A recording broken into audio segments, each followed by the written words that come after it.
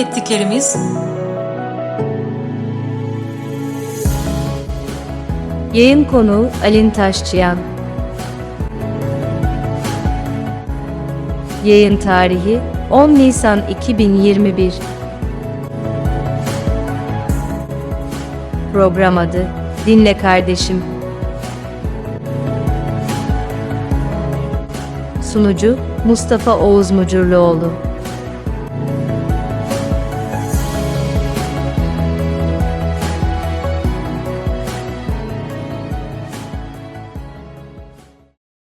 Alincim orada mısın? Buradayım tabii. Hoş bulduk. Nasılsın? Hoş geldin programımıza. Tekrar hoş buldum. İyiyim çok şükür. Senin sesini duydum. Daha iyi oldum. Alincim senin kısacık öykü niteliğindeki özgeçmiş tabi bu kadar değil. Kocaman bir şeyler daha vardır burada eksik olan, anlatılmayan. Onları programımız esasında konuşurken ortaya çıkartmaya çalışacağım. Ama ben seni 44. Antalya Altın Portakal'da tanıdım. Daha doğrusu ben hiç unutmuyorum. Bir filme girerken sen yanıma gelmiştin ve adımı sormuştun. Oğuz sen misin diye. Ben de evet demiştim. Ya. O zaman demiştin ki 44. Antalya Altın Portakal'da dinleyicilerimiz bilmiyor. Benim ve annemin hayatını anlattığı filmi, belgesel filmin sen jürisi olarak bulunuyormuşsun ve Seçmiştim. Evet. Evet. Ben seçmiştim festivale. Evet. Çok Orada ilginçti benim için. Evet. evet onu çok merak ediyorum. Ne kadar uzun süredir tanışmışlığımız olsa da filmin sendeki etkisi neydi? Ben hep merak ederim. Hep çok etkileyici bulmuşumdur. Yani o gün bir de festivale sen hani resmi konuk olarak gelmedin ya aslında. Dışarıdan gelmiştin. Festivaller böyle büyük bütçeli bile olsa ne yazık ki işte belgeseldi, kısa filmdi bunların bütçesi daha kısıtlıdır. Yani bir uzun metraj filmden 10 tane konuk davet edilirken belgeselin bir yönetmenini falan çağırırlar. Yani özellikle de hani sadece sinemacılar çağrıldığı için hakkında belgesel yapılan çağrılmaz yani. O öyle bir şey yoktur adet. Ancak özel durumlarda. Şimdi ben filmi gördüm, çok etkilendim senin ve annenin hayat öyküsünden. Ve bilgim de yoktu yani filmin yönetmeninin dayın olduğundan. Dolayısıyla hani filmin seçici kurulumuz yoktu bizim o sene. Ben belgeselleri, kısa filmlerin tek seçicisiydim. Tamamını izlerdim, seçerdim.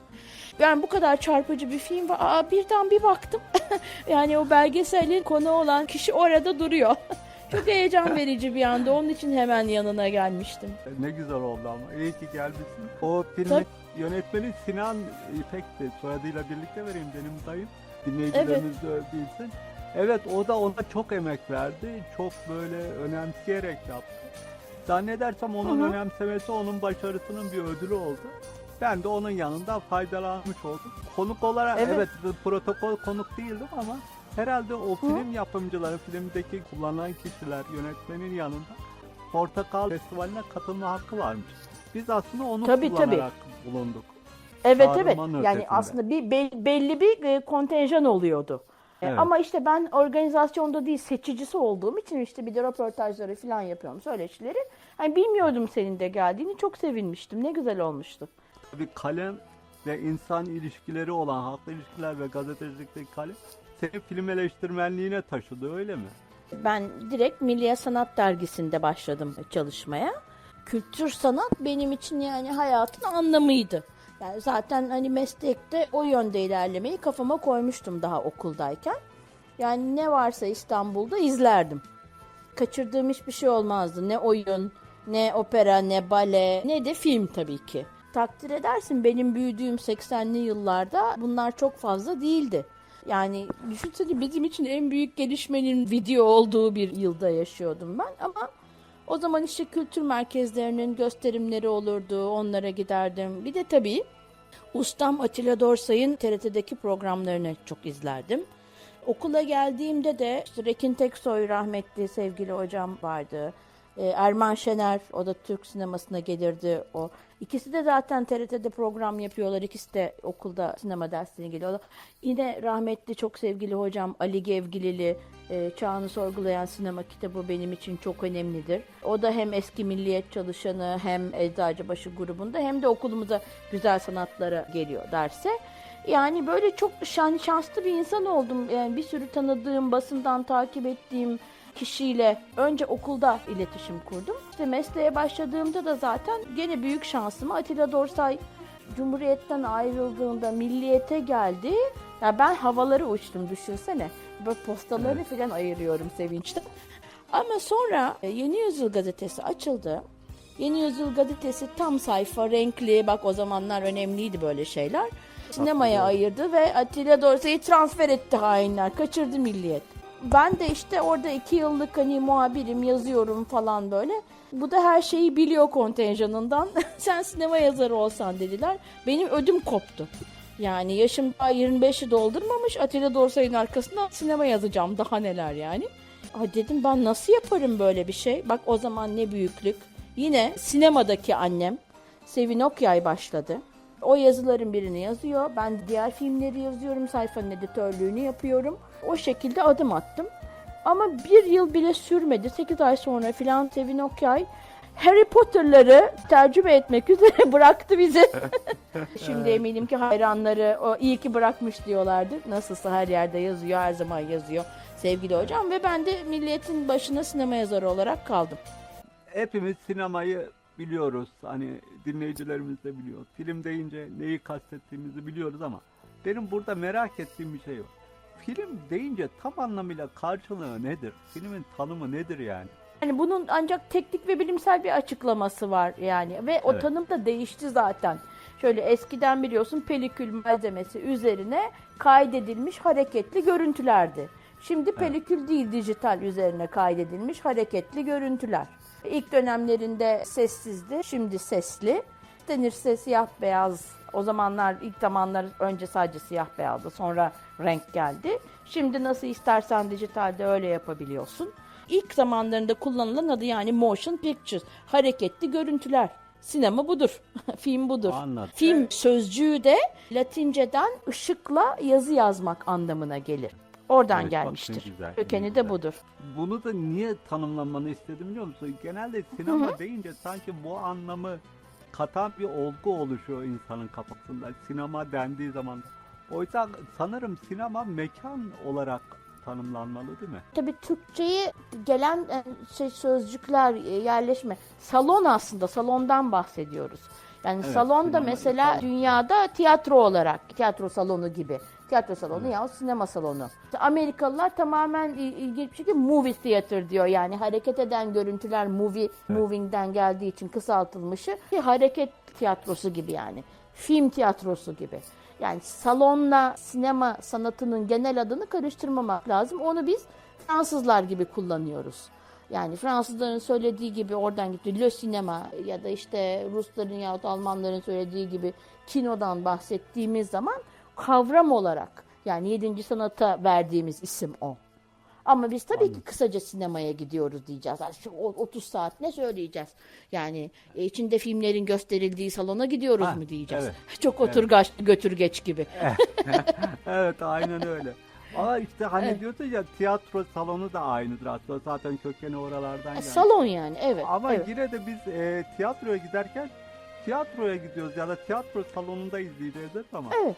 sinemaya gidince de ya da film izlemeye, perde üzerinden film izlemeye gidince de sinemaya gidiyoruz diye bir ayrıştırma Normal. yapıyoruz aslında. Yo, konsere giderken de konser salonuna gidiyorum demezsin ki, konsere gidiyorsun. Orada içerik önemli. Yani zarf mazruf meselesi. Zarfa değil mazrufa bakıyoruz. Bir dönem yaptığın Sinema Yazarları Derneği başkanlığın var. Ve bu başkanlığın bir özel tarafı var ki sen o derneğin ilk kadın başkanı olarak yer almışsın. Bu konuda bir şeyler söylemek ister misin? Yani aslında Fipresi'nin ilk kadın başkanı olmam önemli bana sorarsan. Daha eskiye gidersen zaten 90 küsur 96. yılına mı geldik? 1946'dan itibaren şu anki federasyon haline aldığımızı hani düşünürsen yarım yüzyıl sonra bile kadın başkanın seçilmediği uluslararası bir federasyondu. Bence iyi oldu. Benden sonraki başkan da kadın, ondan sonraki de muhtemelen kadın olacak. Öyle diyelim. Aldık yani, cam tavanı kırdık. Evet, el değiştirmiş. Yetti yani, bazen yetti Yetti. diyoruz. Evet. Evet. Ama tabii sonuçta hani sinema, eleştirmenlik bu gibi alanlar diğer alanlarla kıyasladığın zaman değişimin en kolay sağlanabileceği alanlar. Sonuçta hani işte kültürle, sanatla, düşün hayatıyla ilişkili alanlar. Ama diğer alanlarda o cam tavanları delmek hiç mümkün değil. Hele ki zaten mesela bu işin içinde gerçek anlamda bir iktidar para olsaydı erkekler kimseye kaptırmazdı.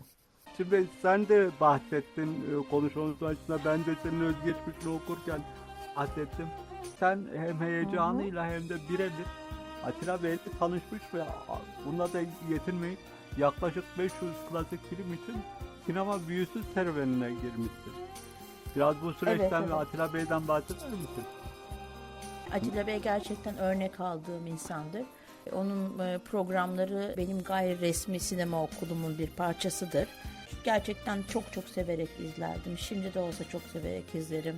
Büyük bir saygıyla okuyorum yazılarını ve nasıl çalışkan bir insan, nasıl üretken bir insan, hayran oluyorum. Yani mesela bana kitap yap diye ne oldu yani? Deli miyim? Ayol? Mümkün değil, yapamam. Bende öyle bir enerji yok.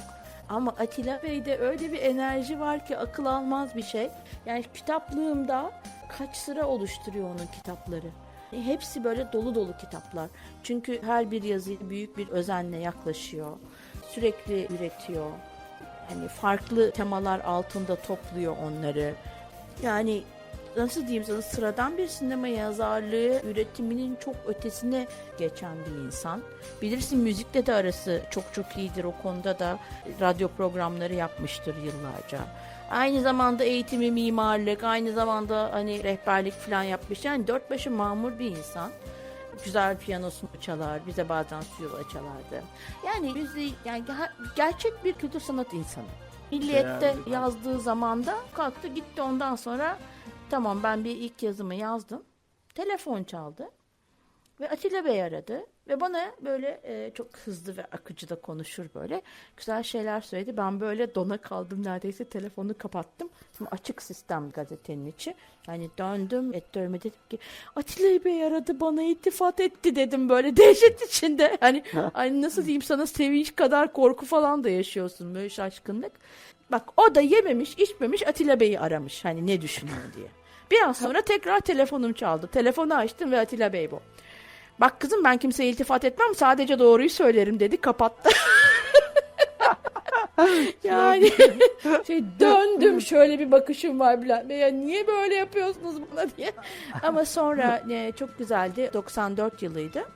Bir yıl sonra 95 yılının sonu. Tabii arada festivalde falan hani görüşüyoruz, ediyoruz tabii. Aynı ortamdayız artık. İşte beni bu arada derneğe davet etmişti SİAD üyesi olarak. O zaman çok daha küçük bir dernek falan. Bana dedi ki işte o sırada Sinema 100 Yaşında programını yapıyor başka iki çok değerli sinema yazarıyla. Ben dedi önümüzdeki yıldan itibaren yeni bir kuşağa başlıyorum. Seninle yapmak istiyorum dedi. Ben de işte bir zamanlar genç sinemacıları yapıyorum falan. Düşünsene, çocukken izlediğim programı yapan insanın yanında ben de yapacağım. Hani gerçekten insanın hayalini bile kurmaktan çekineceği bir şey. Evet. Hani tam bir usta çırak ilişkimiz vardır o anlamda. Nitekim öyle oldu. Başladık. Yani 96'da başladık sinema büyüsünü. 2006'ya kadar yaptık. Evet. Yani hayranlıkla her daim, hala hayranlıkla ve şaşırarak izlediğim bir insan. Gerçekten öyle. Keşke bize de o nasip olsa, en azından tanışmak. Diyebilirim, tabii aynı kulvarda herkes yürüyemez. Senin öyle bir şansın daha da değerli mutlaka. Ama keşke bizler de tanışabilsek. Çünkü benim de birçok filmini izlerken, dediğim gibi Sinan'ın biraz önceki filmin yönetmeni olsun, onun abisi Hakan dayım olsun, onlar birer ansiklopedi diye tanımlarız biz onları. Ayaklı ansiklopedilerdir. Onların sayesinde Hakikaten. ben de tanımıştım ve o kitaplarını okuyup daha sonra filmleri izlemek benim ufkumu açmıştı. Yani Atilla Dorsay'ın bakış açısıyla da izlemiş oldum.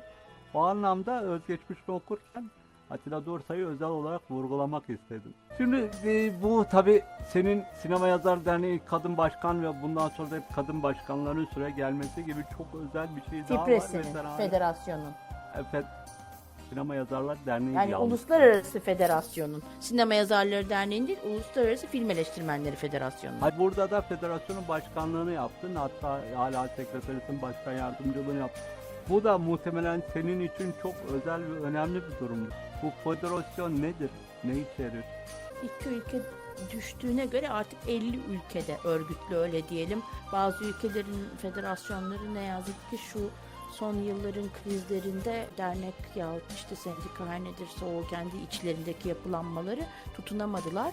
50 diyelim yuvarlak olarak 50 ülkede örgütlü film eleştirmeni yapılanlarının, bazılarında sendika var, bazılarında dernek var, üye olduğu bir uluslararası federasyondur. Yani bizim üyelerimiz şahıslar değil, ülkelerinin ulusal örgütleridir. Bazı ülkelerde 2 tane var. Çok sayıda eleştirmen olduğu için, mesela Fransa'da, Almanya'da yahut 2 dilli olduğu için, mesela Kanada'da İngilizce yazanlar var, Fransızca yazanlar var.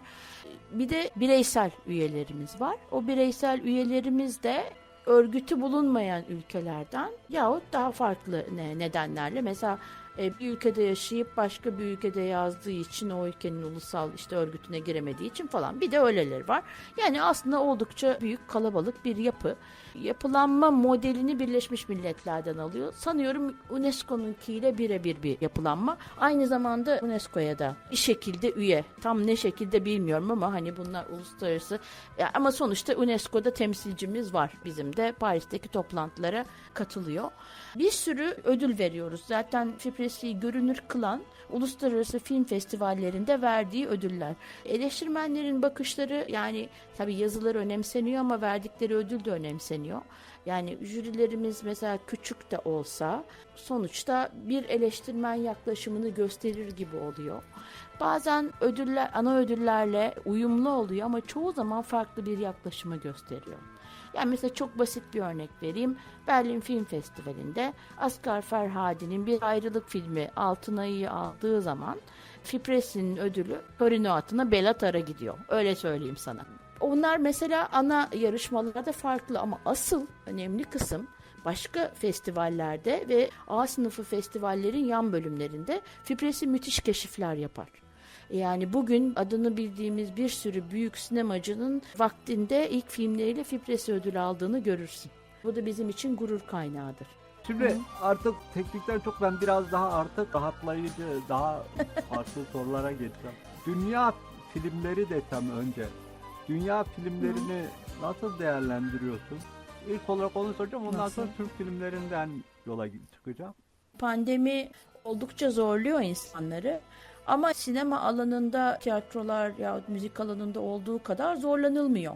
Tabii ki setlere gitmek büyük risk taşıyor. Ama sinemanın şöyle bir avantajı oldu şu dönemde. Üretim epey bir sekteye uğradı. Daha fazla sekteye uğrayan dağıtım oldu. Yani bir sürü büyük proje, yani büyük bütçeyle yapılan iş sinema salonlarına ulaşıp gişe hasılatı elde edemedi. Ekonomik olarak önemli bir sarsıntı oldu. Öte yandan film gösteren platformlar ve televizyon kanalları büyük önem kazandı. Kazanınca yani evde kalan kitle onları izlemeye yöneldi. Dolayısıyla yani aslında reklam pastasında bir küçülme olmadı. Herkes kendi dilimini alıyor ve filmler en azından bu platformlarda gösterilmeye başladı. Yani tabii ki hepimiz sinemanın sosyal tarafını seviyoruz. İsterdik ki fiziksel ortamda festivaller yapılmaya devam etsin. İstediğimiz zaman sinemaya gidelim, filmleri izleyelim. Bu olmadı ama en azından buradan bir gelir elde edildi. Yani sinemacılar bir şekilde işlerini devam ettirebiliyorlar. Müzik ya da tiyatro kadar kötü etkilenmediler. O yüzden de bence pandemi ve onun yarattığı ekonomik krizde sanat dalları arasında en azından edebiyat dışında en avantajlı olan sinema. Çok ilginç ve iyi filmler de yapıldı bu dönemde. Mesela Berlin Film Festivali'nin çevrim içi olarak gerçekleştirilen bölümünde Altın Ayı'yı kazanan film tam da pandemi döneminde ama biraz hafiflediği zaman yazın Romanya'da çekilmiş bir filmdi. Çok ilginç bir toplumsal eleştiri getiriyordu ve bunun içinde yani pandeminin etkileri de görülüyordu. Mesela Reha Erdem'in yeni filmi tamamen çevrim içi iletişim şekilleri üzerinden yapılmış, son derece zekice kotarılmış bir film. Yani bana sorarsan dijital zamanlarda yaşadığımız için bu krizi, bu büyük pandemiyi bir şekilde yeni bir dile doğru evriltebiliriz. Bu dönemde şunu da gözlemledim Oğuz. İnsanlar ne izlediklerine dikkat etmeye başladılar. Ya eskiden mesela işten gelmiş, trafik falan, yorulmuş, ayağını uzatmış, daha fazla eğlence sinemasına talepte bulunurken şimdi daha ciddiye alıyor, daha fazla araştırıyor, değişik filmler izliyorlar ve yani sinemanın ne olduğuna da vakit olduğu için kafa yormaya başladılar. Ben bunu gayet olumlu görüyorum. Bu kadar olumsuz ve üzücü bir dönemden belki de çıkarabileceğimiz kendi mesleğim adına tek olumlu yan bu oldu. Peki Türk filmlerinin geçmişten bugüne süreci nasıl oldu? Buna çok klasik bir soru gibi gelebilir. Genelde hep sorulur ama bir eleştirmen olarak senin ağzından dinlemek isteriz. Benim önemli bulduğum 3 noktanın altını çizeyim. Olur. Birincisi, ben Türkiye sinemasını hiç var olmayan Aya Stefanos abidesinin yıkılışıyla başladığı meselesine çok kızıyorum. Böyle olmadığını hepimiz biliyoruz.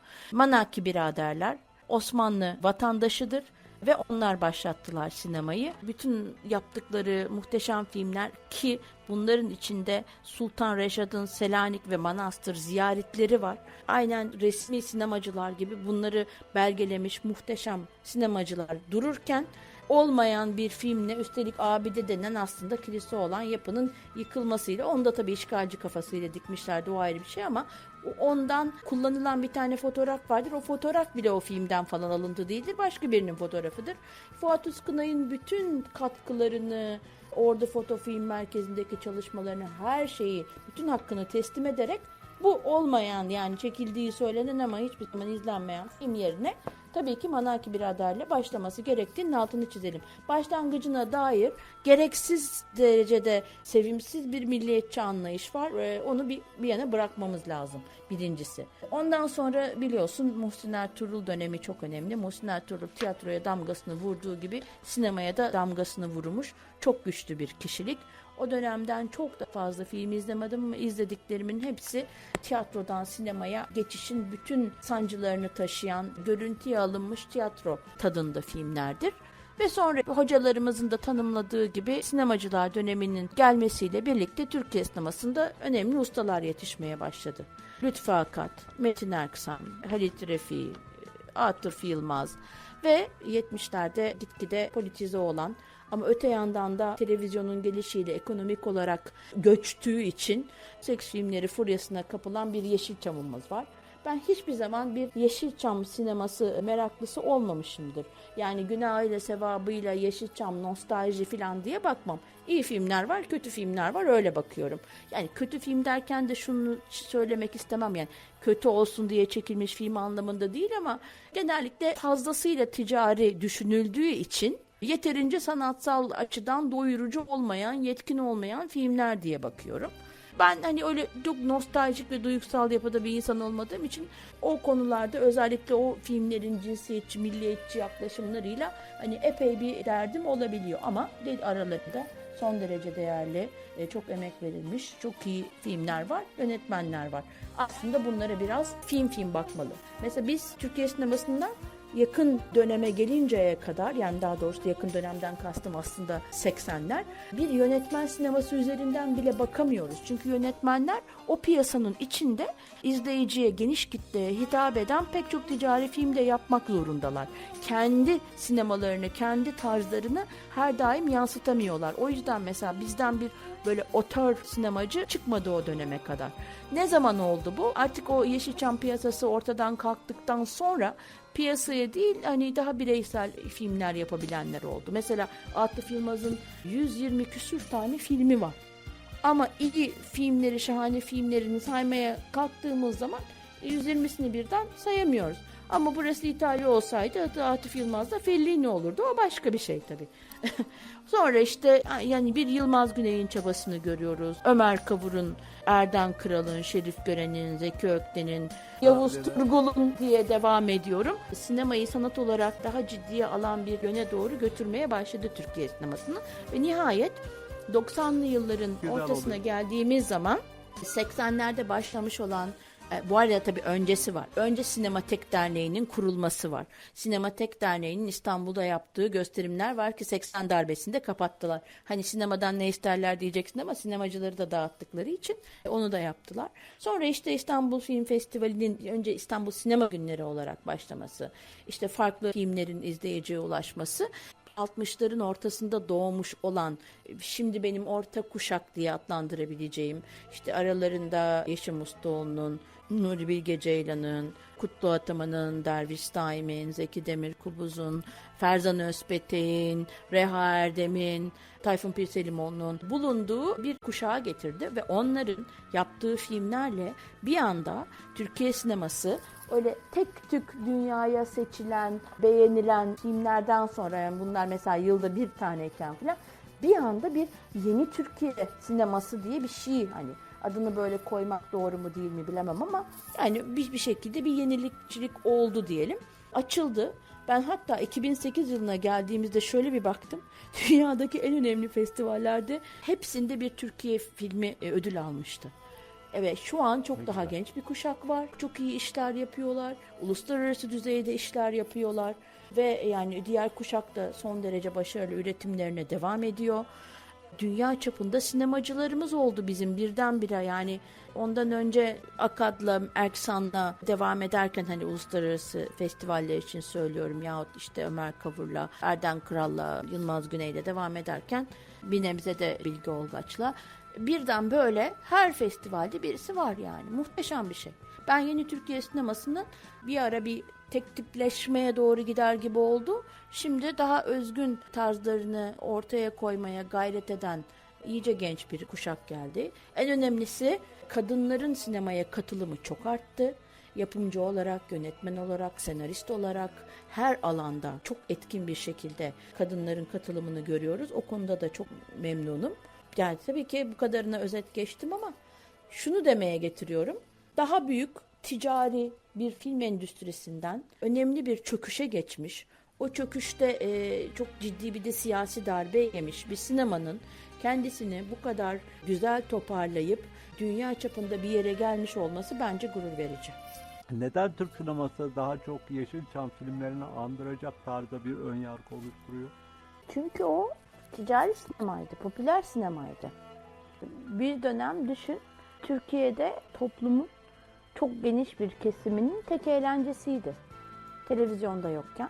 Benim çocukluğum da öyle geçti ve bu filmleri izleyerek geçti. Ben İstanbul'da Arnavutköy'de büyüdüm. Bir kışlık, 2 yazlık sinema vardı, düşünebiliyor musun? Ve mesela yazın o yazlık sinemaya bütün bir semt halkının yürüyerek aktığını görürdün. Hep birlikte gidilir, oturulur, yine bazen o filmlerde de gördüğümüz gibi böyle herkes işte gazozunu falan alır, filmi izlerdi. İşte benim de ilk aşkım Tarık Akan'dı sonuçta. İnci gibi dişleriyle. Yani bu bir sosyal olguydu, normaldi yani. Mesela Adana'da her taraf açık hava sinemaları, biliyorsun. Orada o kadar güçlüymüş ki oradaki dağıtımcılar, film tutarsa devamını istiyorlar. Bize yine Türkan Şoray, Kadir İnanır filmi çekin diyorlar bak. Oyuncuyu ısmarlayabiliyorlar. Çok sayıda film çekiliyordu. Çok fazla sinema vardı. Her yerde filmler gösterime giriyordu. Dolayısıyla yani insanlar gayet naif bir şekilde oradaki duygulara kapılıp gidiyorlardı. Normal yani. Çok etkili bir şeydir ticari sinemalar, yani popüler sinemalar böyle olur. Ama hani oturup da kendi dönemi içinde onları didik didik etmezsin. Yani aradan bir zaman geçer bakarsın. Yani bu konuda sormamız gereken şu: o kadar yapım evi vardı değil mi? Ne kaldı geriye? Yani nerede arşivlerimiz? Yani kaç Neredeyse tane kitap hiçbiri. var, kaç tane film var? Var bir sinema arşivimiz. O da ayrı bir tartışma konusu. Yeterli derecede değerlendirememişiz. Mesela filmler yüzlerce kopyayla basılmış. Eskiden gümüş nitrat bazlı olanları eritmişler, vermişler. Böyle ayakkabı bağcıklarının ucunda metal vardı ya, onlara falan kullanılmış derlerdi. İşte belediye depolarında yanmış. Yani nerede? Dünyanın her yerinde kocaman stüdyolar var. Yani en basit komşumuz Bulgaristan'da bile var. Koskoca boyama stüdyoları yapılmış. Diktatör Mussolini Çin'e çıtayı kurmuş. Yatırım yapmışlar. O kadar film üretiyoruz biz. Nerede hani büyük stüdyoları Türkiye sinemasının yok. Çünkü gerek bile görmemişler yani. Geriye yatırım yapmamışlar. Bir film endüstrisi kurmuşsun. Ama o kadar hızlı ve kolay para kazanıyorsun ki o endüstrinin altyapısını oluşturmaya gerek görmemişsin. Yani orada bir şeyler yanlış gitmiş bana sorarsan. Yeşilçam filmlerinden bahsedince tabii bir de dünya üzerinde Hollywood diye bir şey var. Bu ikisi, yani Yeşilçam Türkiye için, Hollywood işte Amerika ya da dünya için diyebiliriz.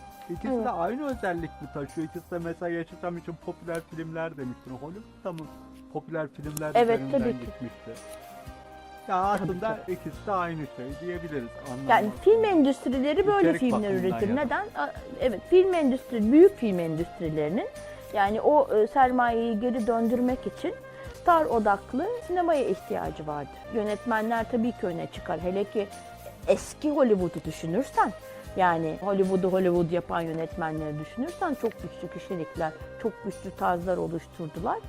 Şimdi de öyle ama kitleye dağılan filmler arasında tabii ki bir şey var. Orantı var yani. Yılda 4, 5 yahut 10 filmden söz edip duruyoruz. Vay ne film falan diye. Gerisi yüzlerce film yapılıyor, yüzlerce film dolaşıyor. Onlar o derecede değil. Ama işte bir tanesine işte hayran olduğun oyuncu var diye gidiyorsun. Öbürünün konusu ilgini çekiyor. Diğeri işte gerilim sevdiğin için gidiyorsun falan. Yani sonuçta bir şeyi, büyük endüstriyi döndürüyorlar. Bunda yanlış bir şey yok ama onların çünkü çok güzel oturmuş bir sistemi var. Yani koskoca stüdyolar var. Ne istersen yapabiliyorsun. Tüm dünyaya dağıtıyorsun. Ama işte bu ulusal sinemaların birer hani küçük Hollywood olarak tutunması pek kolay olmuyor. Çok çabuk yıkılabiliyorsun. İşte bize yani İtalya'ya da öyle oldu vaktinde. Bir televizyon geldi mahvetti İtalyan sinemasını ama geriye kim kaldı İtalyan sinemasından? Büyük ustalar kaldı. Büyük ustaların filmleri. Hala hayranlıkla seyrediyoruz. Mesela Fransızlar yapıyı ayakta tuttular. Hala ama aynı büyük ustalardan söz ediyoruz. Her yıl yine birkaç tane önemli filmden söz ediyoruz. Ama yüzlerce film gösterime giriyor Fransa sinemalarında, Fransız yapımı olanlardan söz ediyorum. Bir sürü işte sıradan işte komedi vesaire var yani. Gişe rekorunu oraya da gidersen yani sonuçta tüm filmlerin aynı muhteşem düzeyde olmasını bekleyemeyiz. Ama belli bir düzeyin üzerinde olmalı. Altyapı sağlam bulunmalı. İşte dağıtımı, tanıtımı, bütün aşamalarıyla işler tutulmalı. Bizde bütün unsurlarıyla işler tutulamayan bir endüstri çöktü. Yani Yeşilçam'ın çöküşü odur. Yani vardı, ne oldu? Yok oldu. Ama mesela Hindistan'da böyle bir şey oldu mu? Olmadı. Bollywood, adını Mumbai'nin koloni dönemindeki adı Bombay'den alan Bollywood, çok hani sağlam altyapısı, oraya özel oyunculuk okulları falan olduğu için ve izleyiciden de müthiş bir talep gördüğü için ayakta kaldı. Rakipsiz devam ediyor ülkede. Bazı filmler var, bazı yönetmenlerimizin filmleri var. Baştan izliyoruz, belli bir konuya doğru gidiyor. Ama genelde bunlar anlamsız biten filmler gibi oluyor. Ve bu bir süre çok fazlaydı bir dönem. Ya bu anlamsız biten filmlerde biz kala kalıyoruz. Bu bir ara furyaydı. Anlamsız biten filmler furyası için ne söyleyeceksin? Böyle bir şey yoktu. Böyle bir şey yoktu. Eleştirmen olarak asla yani bu bakışı kabul etmem mümkün değil. Senin söylediğin şey açık sonlu. Yani bana göre yaratıcı olan, lokmayı çiğneyip izleyicinin ağzına vermeyen, onlara düşünme ve yaratıcı sürece katılma olanağı tanıyan filmler. Öyle diyelim sana. Film bittikten sonra üzerinde düşünmeye devam etmeni sağlayan filmler. Şimdi bu konu dediğin şey, mevzu yani. Sinemayı sanat olarak görmeyen ama kendisine anlatılan başı, ortası, sonu belli bir hikayeymiş gibi izlediğin zaman plot dediğimiz şey yani konu. İşte bir cinayet işlendi, dedektif arayacak, katili bulacak, katilin kim olduğu ortaya çıkacak. Tamam mı? Bak işte formül üzerine işleyen ticari sinemanın mantığı tamam bu. Öte yandan daha yaratıcı olan yönetmen sana bu şekilde öykü anlatmayı tercih edebilir, etmeyebilir. Etmediği noktada farklı bir üslup tutturur. En baştan her şeyi ortaya koyabilir ama bütün bunların aslında senin zihninde olup biten yahut kahraman zihninde olup biten rüya olup olmadığı gibi bir şey ortaya atabilir. Sen bunu konu yokmuş gibi algılayabilirsin. Aslında anlatı farkı var bunda sadece. Sinema tek tip bir şey değildir. Yani sanat tek tip bir şey değildir. Eğer bütün filmlerin belli bir hikayeyi başı ortası sonuyla gidiş gelişme sonuç gibi anlattığını, her şeyin net olduğunu düşünmek istersen tek tip edebiyatta okuyacaksın. O zaman tek tip müzikte mi dinleyeceksin?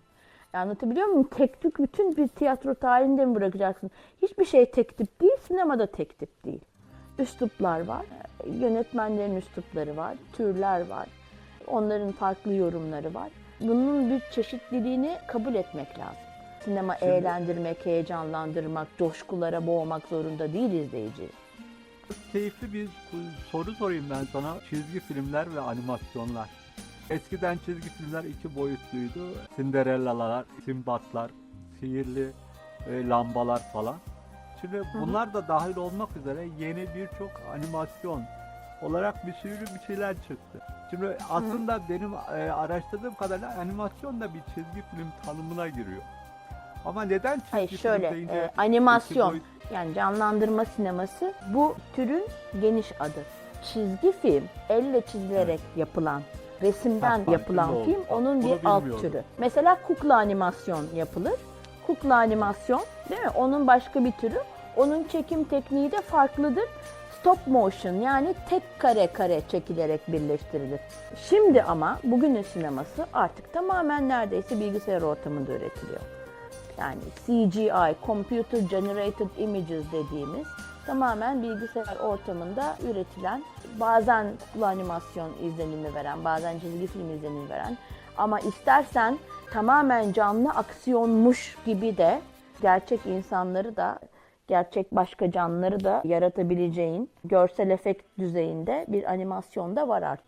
Evet. Çok gerçeğe yakın görüntüde yaratabiliyor. Evet, yani daha doğrusu böyle ne istersen yaratabiliyorsun. Engellerin konu edildiği filmler var. İşte Mucize 1, Mucize 2, yabancı film olarak My Left Foot gibi birçok film var. Evet, Şimdi, evet. Bu filmler, bu özellikle ismini verdiği filmler çok güzel filmler.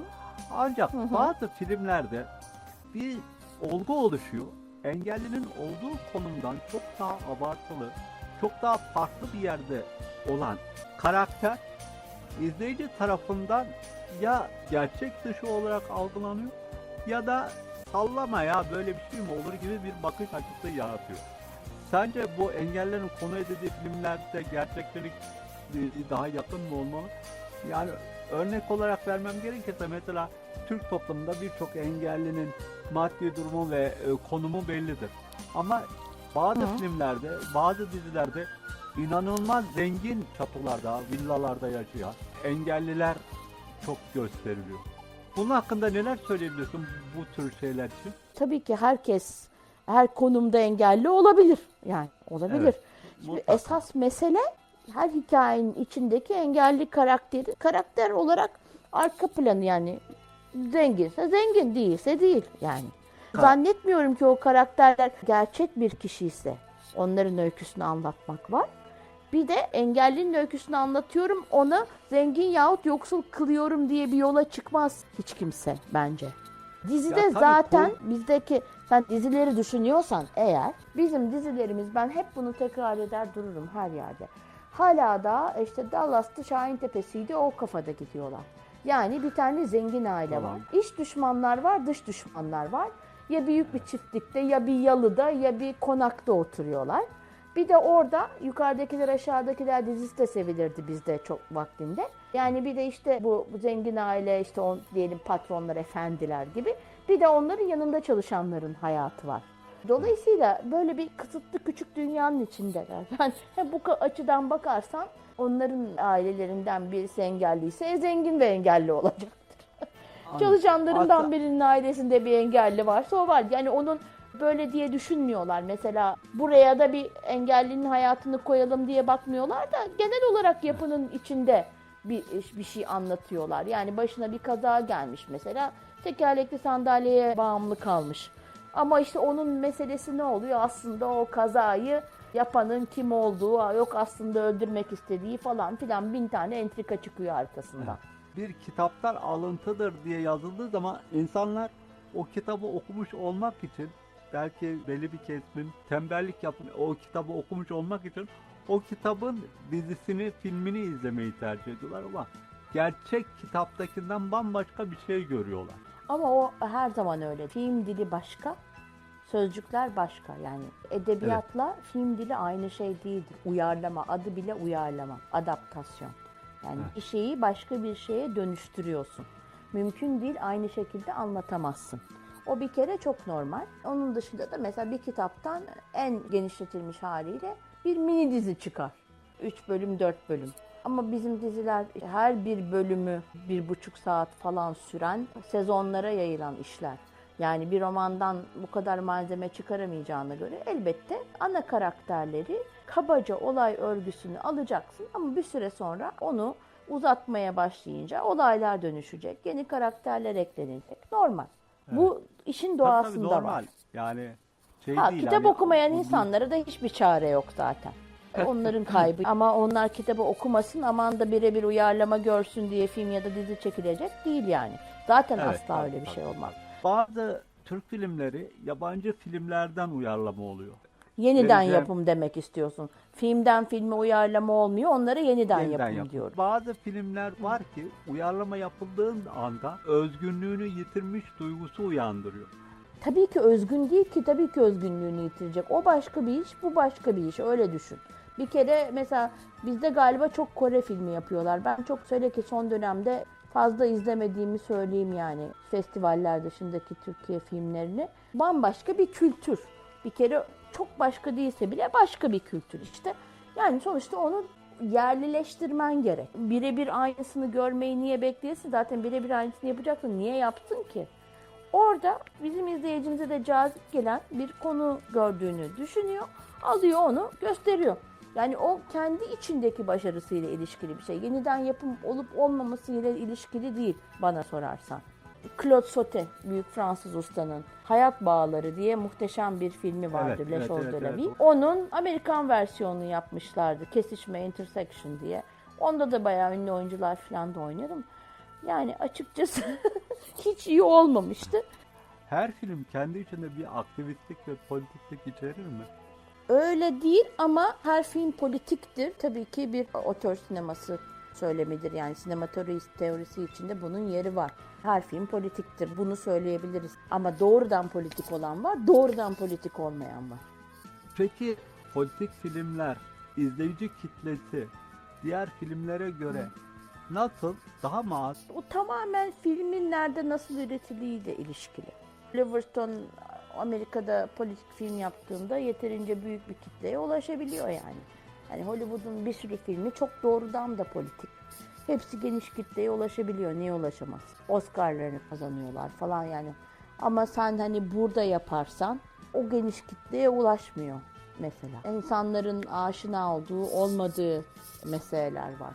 O tamamen filmin yapımıyla ve dağıtımıyla ilgili. Yani izleyicinin genel olarak ilgisini çekip çekmemesiyle değil de yapım ve dağıtım koşullarıyla ilişkili, öyle diyelim.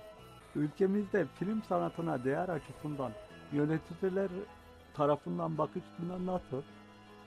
Yani bu tabii sadece sinema değil, aslında sanat anlamında da değerlendirilebilir ama sen sinema eleştirmeni olarak sinema alanında konuğumuz olduğun için bu film yönünden değerlendirebiliriz. Şöyle söyleyelim, yani genel olarak da değerlendirebilirim.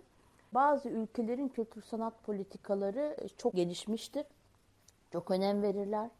Mesela Fransa'da, yani Fransız kültürü, Fransız sanatı, yani bu en dokunulmaz şeydir, en önemli şeydir. Aç kalsa Fransızlar kültür üretimine giderler, öyle söyleyeyim sana.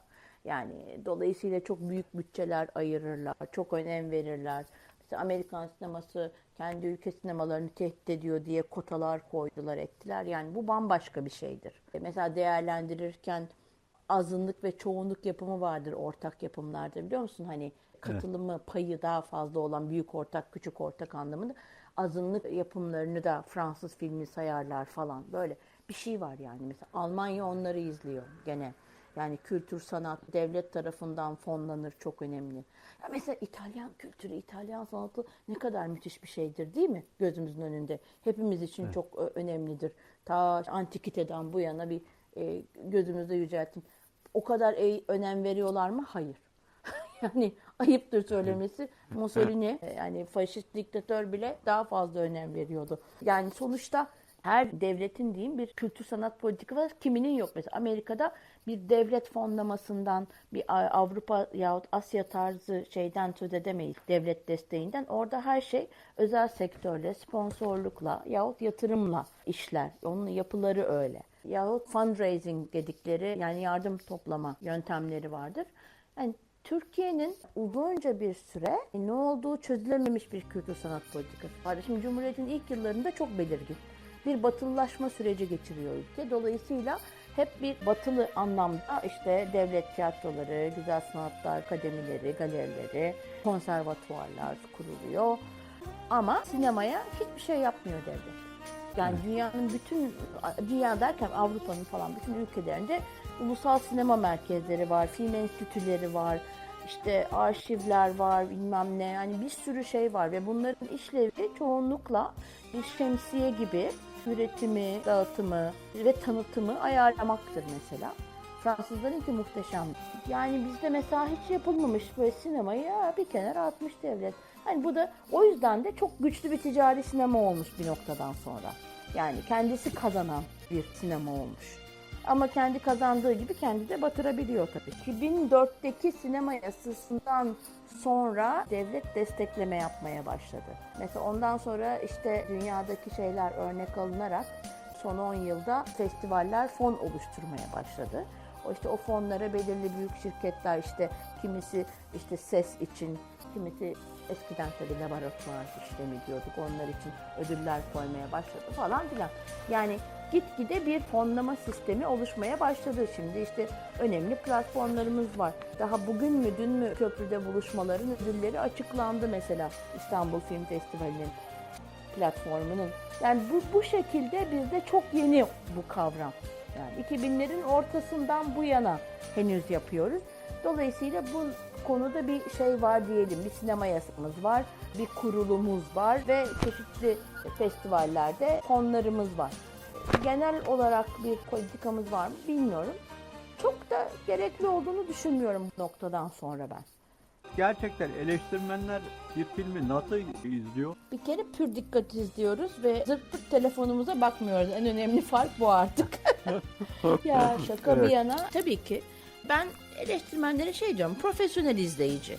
Yani biraz daha tabii algılarımız açık. Yani işte daha farkındalığı yüksek biçimde izliyoruz diyebilirim. Yaptığımız bu. Eskiden küçük ışıklı kalemleriyle not alanlar olurdu. Gözümün içinde o şey hareket eden kalemler. Çok kızardım. Yani çok nadiren olsa not alma ihtiyacı duyuyorum.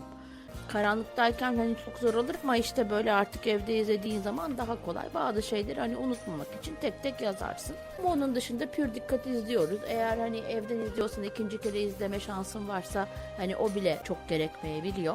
Mesele bu. Şu an ama yani bütün dünyadaki eğilim mesela herkes şikayet ediyor. Ay sinemaya gidemiyoruz da yapamıyoruz da edemiyoruz da. Ay gidiyorsunuz da perdeye mi bakıyorsunuz? Elinizde bir telefon. Sürekli o kocaman ekranlarla ışığı gözümüze soka soka aklınız fikriniz o sırada arkadaşlarınız ne yemiş ne içmiş. Instagram'da, evet. Facebook'ta muhtemelen Twitter'da da ben kullanmıyorum. Ne paylaşmışlar ne olmuş. Yani bir çılgınlık hali. Yahut sürekli WhatsApp'tan yazışıyor. Daha çılgını var mesela bu Yunanistan'da çok olur özellikle.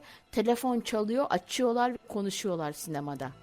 İzlerken o filmde neleri algılamalı ya da evet. filme dair nasıl izlemeli? Görsel okur-yazar olmaya gayret etmek lazım. Yani bir film size anlattığı konu değildir. Yani ne olup bittiğini izlemeyin, nasıl anlattığını izleyin yönetmenin. Sinema hakkında biraz böyle temel bilgi olursa eğer, bunu demiyorum yani izleme zevkini kaçıracak şekilde değil, tam tersine arttıracak şekilde. Yani bir sinefil olarak izlediğiniz zaman daha fazla zevk aldığınızı göreceksiniz. Yani bir sürü ayrıntıyı yakaladığınızı fark edeceksiniz. Bunları yakaladığınız zaman film bittikten sonra kafanızdaki sorulara çok daha kolay cevap bulursunuz. Bazı filmler zaten kafamızda herhangi bir soru uyandırmıyor. Onlar için geçmiş olsun zaten değmez. Filmlerin geleceğini nasıl görüyorsun? Gelecekteki filmler nasıl olacak? Meselemiz ne? Yani biz nereye gidiyoruz? Bence gezegen nereye gidiyor? Sinema ne olacak? Ondan sonra karar vermek lazım. Öyle Şimdi yapalım. belli ki önümüzdeki yıllar içinde bilim insanları başka salgınlar olabileceğini söylüyorlar. Uzun süre inkar edilen iklim değişimi geldi, dayandı kapıya. O yüzden de bizi bir takım aklımıza bundan önce gelmeyen tehlikeler bekliyor olabilir. O da davranışlarımızı değiştirecektir. Şimdi mesela yani bu pandemiden sonra ben mesela kendimi büyük kalabalıkların içinde rahat hissetmeyeceğimi düşünüyorum. Yani normal gripten bile neler çekerdik mesela. Düşün ki şimdi başımızda Covid var ve bundan sonra başka ne çıkacak acaba? Acaba bu büyük sinema salonları aynen kalacak mı? Ne olacağı düşünüyoruz. Mesela büyük salonlar artık rentable değil. Küçük salonlar daha büyük tehlike içeriyor. Çünkü büyük salonda hiç olmazsa hani aralıklı olarak kalabiliyorsun. Tavan yüksek, daha fazla havalandırma var. Yani aslında bana sorarsan şu noktada sinema salonları bir sürü yerden mesela bir süpermarketten çok daha emniyetli. Hiç olmazsa gerçekten insanlar arasında mesafe koymayı kontrol edebilirsin. Ama markette kasadayım, ben önümdekiyle mesafeyi koyuyorum. Bir dönüp bakıyorum arkamdaki ensem soluyor. Yani ne oluyor o kadar yaklaşıyor belli değil. Çok doğru. Sinemada bunu yapmayacaksın. Dolayısıyla yani şu noktada kestiremiyoruz. Ekonomik olarak çöktükleri için kapanacaklar mı yoksa büyük salonlar varlığını devam ettirecek mi? Bildiğimiz bir şey kesin. Dijital film gösteren platformlar ve televizyon kanalları şu noktada emin liman sinemacılar içinde. Yani filmlerini doğrudan oraya satabiliyorlar en azından. Böylece insanlar internet üzerinden yahut kablo ve antenler üzerinden filmlerini izleyecekler. Böyle bir korunaklı limanımız en azından var. Yani bu form belki bu teknik olasılıklar yüzünden birazcık üslup değiştirse de devamını getirecek. Yani sosyalleşmeden de sosyalleşerek de kesinlikle varlığını devam ettirecek. O konuda bir sorun yok. Üsluplar zaten çok değişiyor. Zaman içinde çok değişiyor. Şu an yani belirli bir üsluba doğru global bir gidişe gerek yok. İsteyen istediği şekilde çekebilir. Yani bir genel yapı değişikliği yok. Genel bir mantık değişikliği olabilir. O kadar. Geleceğe dair Alin Taçyan'ın planları ne? Yeter mi Emeklilik, diyorsun evet, peki? tabii. Televizyonda yaptığımız programı seviyorum. Onu devam ettirip dediğim gibi yani böyle yeni projeler üreteyim. Onu yapayım, bunu yapayım. Hiçbir zaman zaten öyle biri olmadım ben. Yani ben hep bana gelen teklifleri değerlendiren biriydim. Yani kendim proje üretip bir yere gitmedim. Ne bir şey için aday oldum, ne bir şey için talepte bulundum, ne bir yerde iş aradım. Yani hiç öyle bir şey yapmadım. Hani hep bana gelen teklifleri değerlendirdim. Gene hala da öyle yaparım yani. Eğer kafama uyuyorsa evet derim. Uymuyorsa yapmam. Son olarak senden son sözler ve program için düşüncelerini alayım. Teşekkür ederim beni davet ettiğin için. Keyifle sohbet ettiğimizi umuyorum. Dinleyenlere yararlı olduğumu umuyorum. Sayende güzel bir 2,5 saat geçirdik. Herkesi Ben hangi mecrada olursa olsun ama yasal olarak film izlemeye davet ediyorum. Yasal Evet. olarak izlemezseniz çünkü bu kadar emek geri dönüşü olmaz ve bu endüstriler çöker gider. Çok pahalı, çok zor yapılan bir sanat dalı.